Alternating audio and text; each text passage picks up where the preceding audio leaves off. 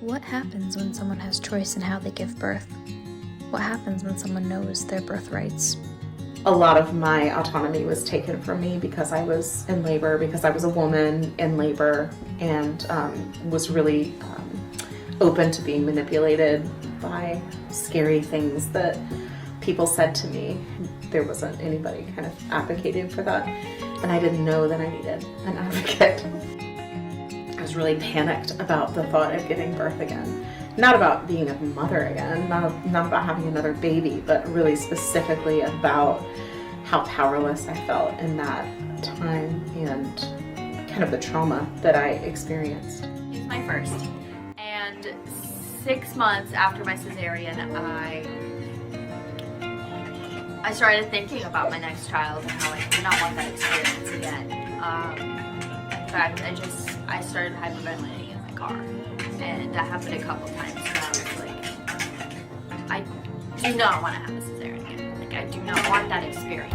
I felt pressured. I felt like arbitrary rules were forced upon me.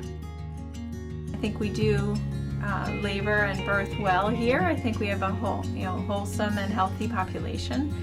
So it sort of, and the culture of obstetrics in Vermont is very inclusive and supportive of a natural physiologic birth.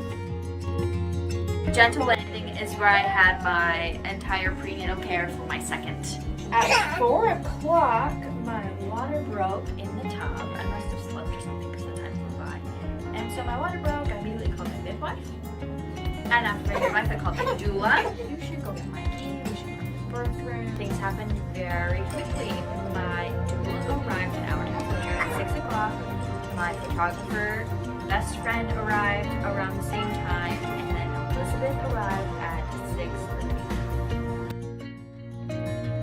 6:30. Learned that there were still midwives in my What to Expect When You're Expecting book. I'm like, oh, is that still a thing?